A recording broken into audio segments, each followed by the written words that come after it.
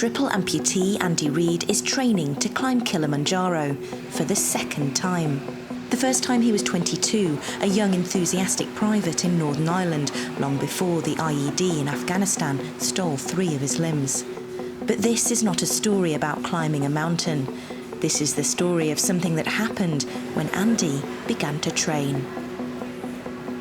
You put the heart monitor machine on your earlobe. I knew that I was going to be doing Kili, so I asked him, can I get a machine up here so I could get on that.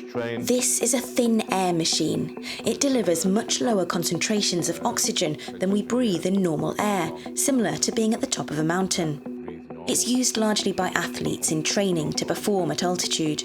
But when Andy started using it, something strange happened.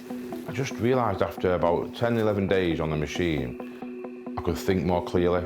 I was sleeping better, could make more decisive decisions about what I wanted to do in life.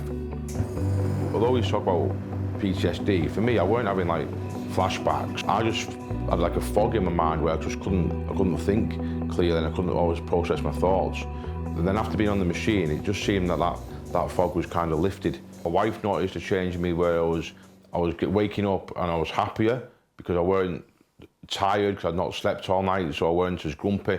And I don't think I'm grumpy, but apparently I'm quite grumpy. I just seem to be enjoying life a little bit more.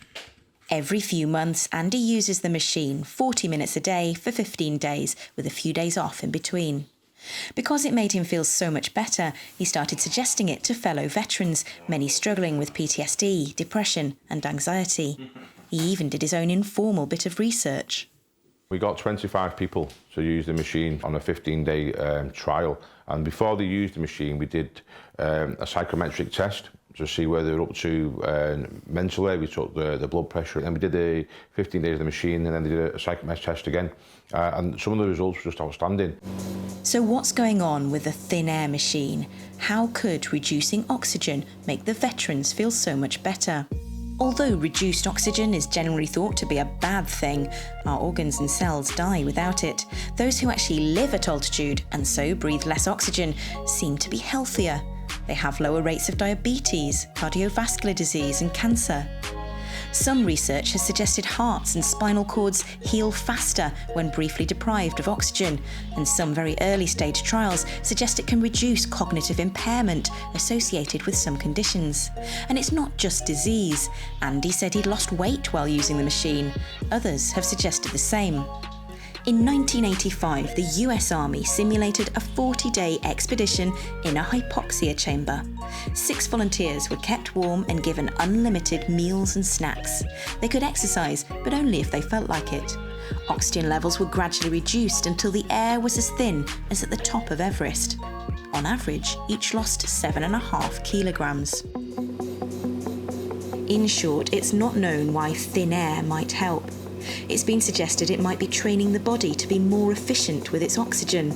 Andy thinks this might be reducing inflammation in his brain caused by his injuries, but more research is needed before everyone reaches for a thin air machine, and there is a risk it could be dangerous for people with certain health conditions. This is definitely doing something to me. For me and the veterans that I know that have used our machine, they've walked away feeling a lot better. So whether that's a cure for PTSD or not, whether it is just because your mind thinks it's helping, or it actually is changing and making you more oxygen efficient, so more oxygen can go around your body when you're not on the machine, and making you function better. They're actually going away more motivated, more driven to want to know what they want to achieve. They can make decisions better for themselves, they can think more clearly.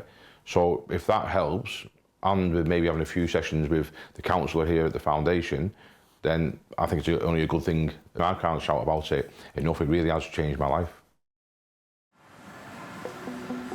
Andy's training for Kilimanjaro continues, with the attempt planned for October, but he says he intends to continue using the thin air machine long after the climb is complete. It's become part of his routine, affording him better sleep, clarity and contentment, something he's not prepared to lose. Hannah King, Forces News in Liverpool. If you enjoyed this video, don't forget to like and subscribe to our channel.